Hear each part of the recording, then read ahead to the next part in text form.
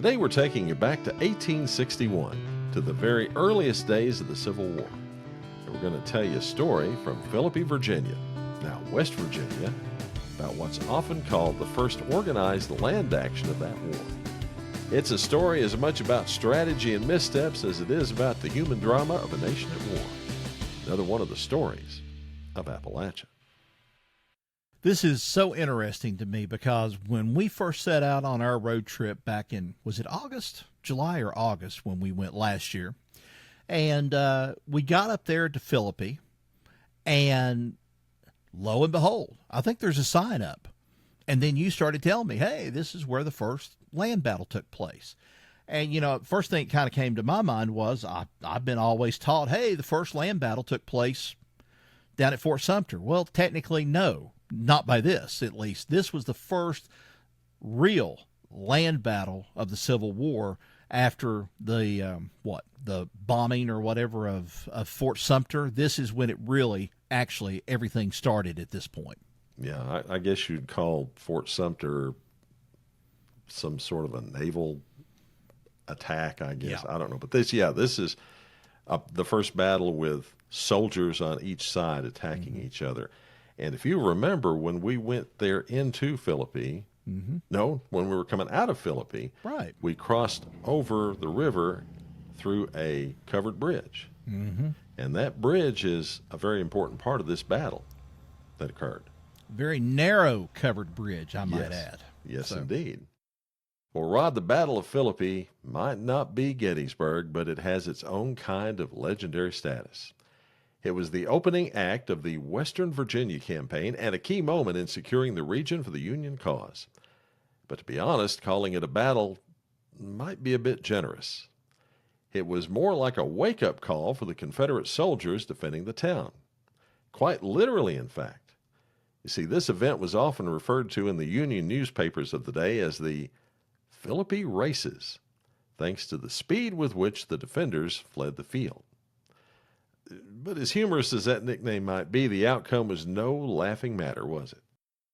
Well, no, Steve, it wasn't. But we have to ask the question, how did we get to this pivotal, if not exactly climactic, moment in June of 1861? Well, after Southern cannons fired on Fort Sumter in April that year, the country became fully engulfed in the Civil War, and it didn't take long for the fighting to reach Appalachia. Because on May 13th, Major General George B. McClellan, I'm sure you've heard that name before, took command of the Department of the Ohio, based out of Cincinnati. McClellan quickly set his sights on Northwest Virginia, a region he believed was strategically crucial for the Union. Well, it was for good reason, too. That part of Virginia, what we know now as West Virginia, was a patchwork of loyalties. Many people in the region would be pro-Union, and controlling it meant a vital lifeline would remain open, the Baltimore and Ohio Railroad. Now, that railroad was like the interstate highway of the time. It was a critical supply route for Union forces. Well, McClellan was also playing a political game. By securing Northwest Virginia, he hoped to create a buffer zone between Union states like Ohio and Pennsylvania and the Confederate heartland. Plus, he wanted to protect the loyal Union government in exile that had set itself up in Wheeling, which would eventually give rise to the state of West Virginia. Over on the Confederate side, things weren't quite as organized. Colonel George A. Porterfield had been sent to Grafton with about 800 volunteers. And these men, Rod, were as green as spring grass and about as well equipped. Most of them carried hunting rifles or, believe it or not, old muskets. And their training was practically non-existent. When Union forces began advancing, Porterfield and his men retreated south to Philippi. And you might ask, why Philippi? Well, it was strategically important. You see, the town sat on the Beverly-Fairmont Turnpike and controlled access to that particular covered bridge that Rod and I talked about a minute ago over the Tigard Valley River. It was also deeply secessionist in sentiment. A palmetto flag, the symbol of Southern independence at the time, had flown over the courthouse for months before this action happened. Wow. Well, by late May, McClellan had about 3,000 Union soldiers, these troops in the region. They were under the command of Brigadier General Thomas A. Morris, who set up operations in Grafton. From there, the Union devised a bold plan to trap Porterfield's forces at Philippi. The plan was a pincer movement designed to trap the rebel soldiers. Colonel Benjamin Franklin Kelly would lead a force of 1,600 men on a roundabout route, sneaking into Philippi from the north. Meanwhile, Colonel Ebenezer Dumont would take a more direct approach, marching south straight with 1,400 men. If all went well, they'd hit the Confederate camp from both sides at the crack of dawn. Well, you know what they say, sometimes the best laid plans often, as we can go on here.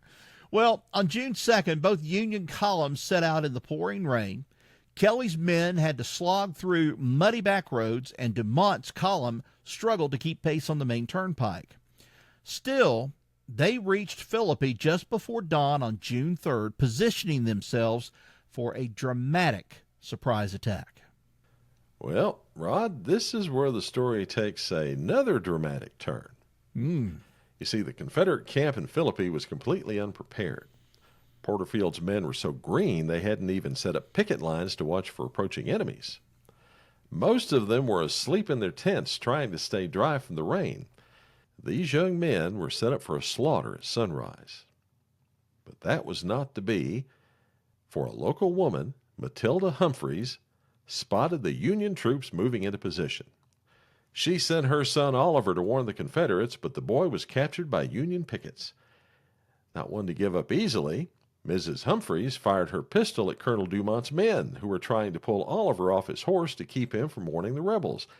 And that shot by Mrs. Humphreys set off the first land battle of the Civil War.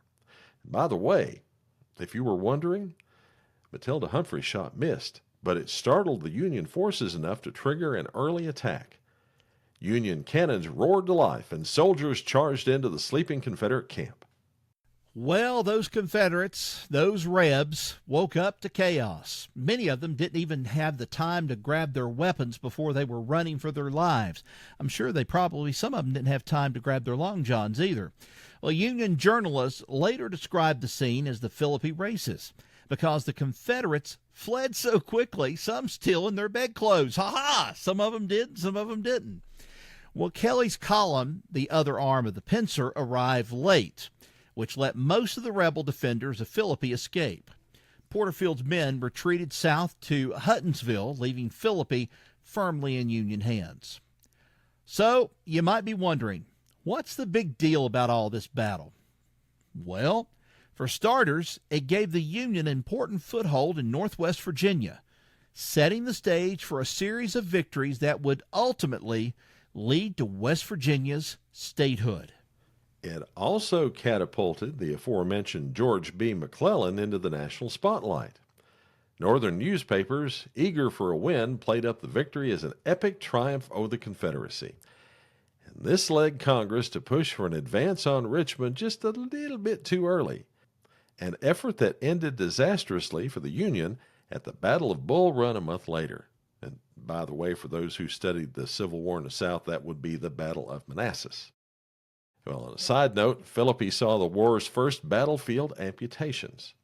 One Confederate, a young man named James E. Hanger, lost one of his legs during the battle.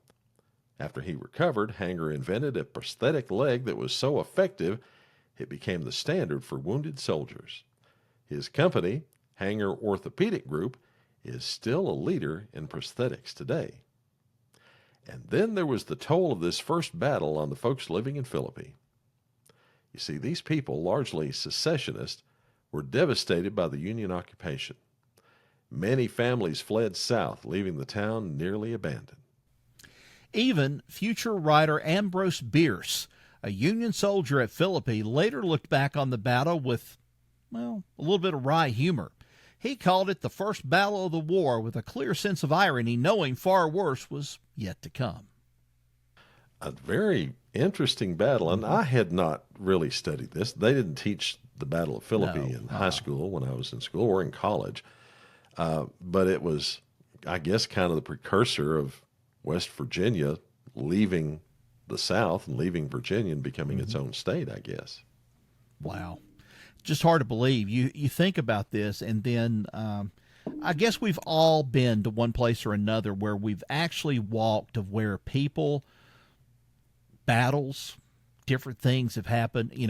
I'll say this: when living in Wise for so long, walking there at the courthouse, knowing full well that there was a major Confederate Union battle there at the Battle of Gladeville that took place, you're standing on that ground.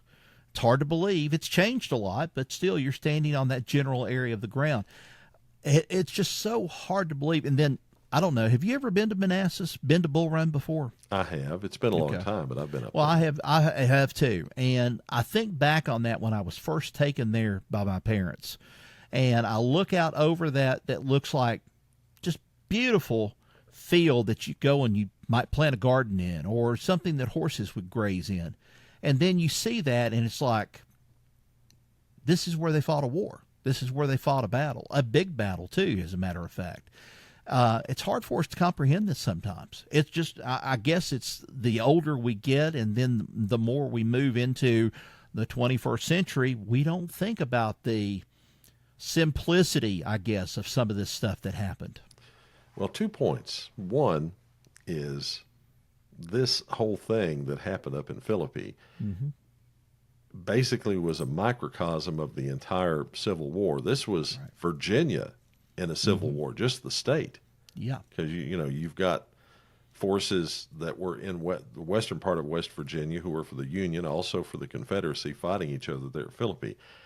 On a second level, we talked about in this story about the unpreparedness of the Confederate soldiers there. That was not necessarily the case in other parts of the South, particularly at Manassas. If you recall, everybody in Washington was so confident they were riding out in carriages to watch the Union soldiers defeat the Confederates, and they ended up getting run off the field as fast as they could go because they were afraid they'd be captured by the Confederate forces before they got back to Washington. So, Well, I think about this, and I think about this battle, and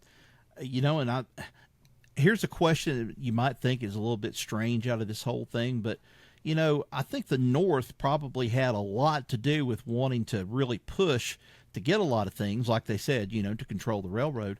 But Harper's Ferry was a big time, thing, if you want to call it that, for John Brown. And I've seen pictures of Harper's Ferry. I want to go there. I want to see what it looks like. But it looks like a quaint little town is what it looks like. It doesn't look like what was described to me when I was in school about, Harper's Ferry and the big battle that took place there and John Brown and so forth. It just, you got to live it. You got to be there. I guess you've got to live it. You got to understand it. You kind of got to breathe it. It's just unbelievable. that'd be a good story to tell, don't you think? About So, Harper's too. Ferry and the things that happened there. Juice up that car and we'll take off and we'll go up there, buddy. That's what we'll do. Well, funny you mention that because one of the things we're going to do, and this being the first episode we've had in the new year that we've done in the new year, one of the things Rod and I are planning on doing is getting out on the road and taking the stories that we tell you to the places that they happened, maybe once a month, once every 2 months, and just see how that goes. And this may be one that we might consider. What do you think, Rod? I think it would be a good one too. And hey, what are you wanting to go back to Philippi again?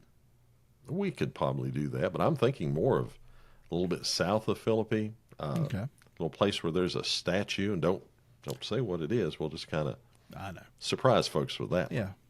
Well, I would look forward to it too because I've been in West Virginia before, but I had not been. I don't think I had been in that general direction, or at least stopped in such a quaint, small town and historic in its way, like Philippi. And I really have to just go back and talk about it. And and I'm working on it right now. I'm working on a podcast of one of the other great things of Philippi is known for that a lot of people don't know who I'm talking about, but all I will say is He left an indelible impression on Hollywood and also an indelible impression in the world of radio because he announced that President Kennedy was officially dead after the assassination in 1963. Yeah, nobody will get that from that hint you just gave, but I'm I not hope going to give it not. away. But maybe they'll get it. Maybe they won't, but we'll see. Well, folks, that's the story of the first land battle of the Civil War. Another one of the stories of Appalachia. Thanks for listening. Now, if you enjoyed this episode, be sure to subscribe and leave us a like and a comment. Till next we meet, y'all take care. So long, everybody. So long.